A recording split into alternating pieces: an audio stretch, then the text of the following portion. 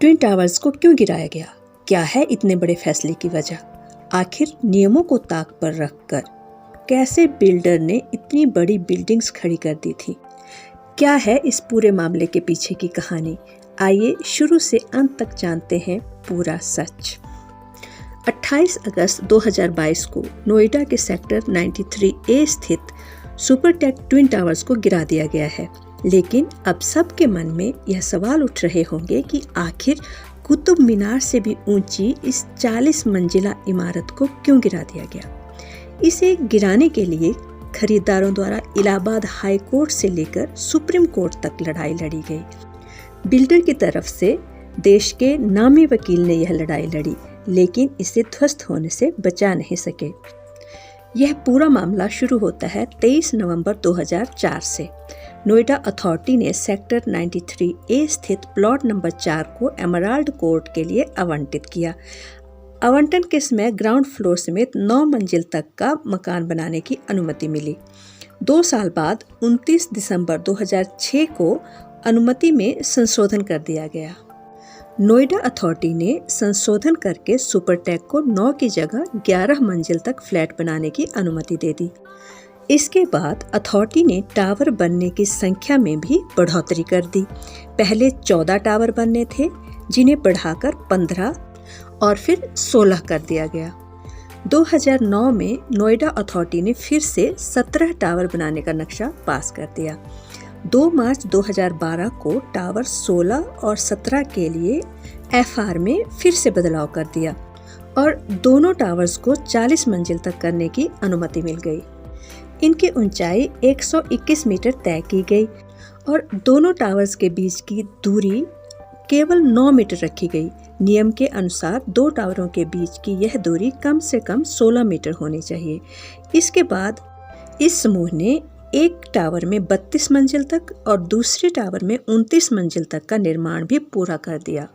इसके बाद खरीदारों ने नियमों का उल्लंघन होते हुए देखते हुए इस मामले को कोर्ट में ले जाने का निर्णय किया, जिसके बाद मामला कोर्ट में पहुंचा और भ्रष्टाचार की परतें खुलती गई और आखिरकार 28 अगस्त 2022 को ट्विन टावर्स को गिरा दिया गया। आइए जानते हैं कि आखिर यह मामला कोर्ट तक पहुंचा कैसे। फ्लैट बायर्स ने 2009 में RW बनाया और इसी RW ने सुपरटेक के खिलाफ कानूनी लड़ाई की शुरुआत की। ट्विन टावर्स के अवैध निर्माण को लेकर RW ने पहले नोएडा अथॉरिटी में गुहार लगाई। नोएडा अथॉरिटी में जब कोई सुनवाई नहीं हुई तो RW ने इलाहाबाद हाई कोर्ट का दरवाजा खटखटाया। 2014 में हाई कोर्ट ने ट्विन टावर्स को तोड़ने का आदेश जारी किया। शुरुआती जांच में नोएडा अथॉरिटी के करीब 15 अधिकारी और कर्मचारी दोषी माने गए। इसके बाद एक हाई लेवल जांच कमेटी ने पूरे मामले की जांच पूरी की।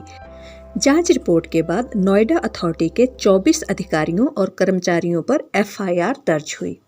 लेकिन फैसला आने के बाद भी ट्विन टावर्स को गिराने में 8 साल कैसे लग गए?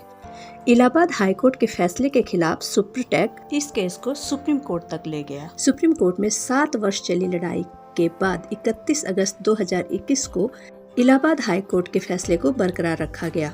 सुप्रीम कोर्ट ने 3 महीने के अंदर ट्विन टावर्स को गिराने का आदेश दिया। इसके बाद इस तिथि को बढ़ाकर 22 मई 2022 कर दिया गया। हालांकि समय सीमा में तैयारी पूरी न हो पाने की वजह से समय सीमा को और बढ़ा दिया गया और सुप्रीम कोर्ट के आदेश के तहत 28 अगस्त 2022 को ट्विन टावर्स को गिरा दिया गया।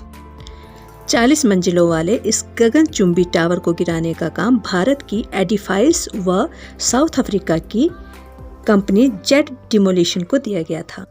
मीडिया रिपोर्ट्स के अनुसार पहला टावर 29 मंजिला व दूसरा टावर 32 मंजिला था। टावर को गिराने के लिए इम्प्लोजन तकनीक का इस्तेमाल किया गया था। यह एक ऐसी तकनीक है जिसमें ऐसा विस्फोट किया जाता है जिसके बाद चीजें अंदर की ओर सिमट जाती हैं।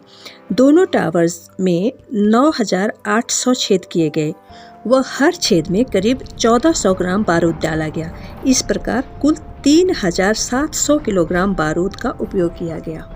ट्विन टावर्स को गिराने के लिए जिस विस्फोटक तकनीक का प्रयोग किया गया उसकी खासियत यह है कि इससे आसपास की किसी भी इमारत को कोई भी नुकसान नहीं पहुंचता।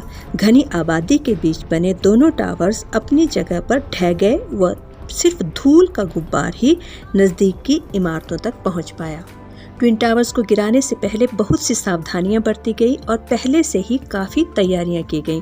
ट्विन टावर के पास सोसाइटी में विस्फोट से पहले रसोई गैस व बिजली सप्लाई को बंद कर दिया गया था।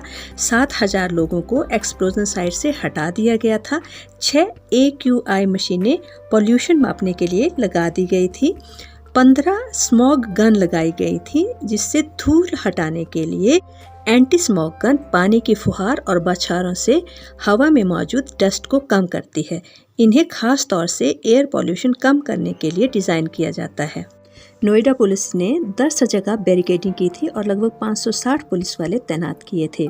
इसके अलावा रिजर्व फोर्स के व NDRF के जवान भी मौजूद रहे। नोएडा पुलिस ने ग्रीन कॉरिडोर्स बनाए थे और एहतियातन एम्बुलेंसेस को भी तैयार रखा था और 6 अस्पतालों को स्टैंड बाय पर रखा गया था।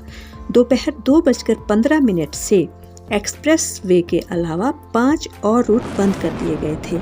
आसपास के रास्तों पर धूल हटने के बाद ही इन्हें प्रशासन की सलाह से खोला गया था। अगर आपको वीडियो में दी गई जानकारी पसंद आई है तो आप वीडियो को लाइक कर सकते हैं, अपने दोस्तों में शेयर भी कर सकते हैं और अगर आपको मेरा चैनल अच्छा लगा है तो आप इसे सब्सक्राइब भी कर सकते हैं।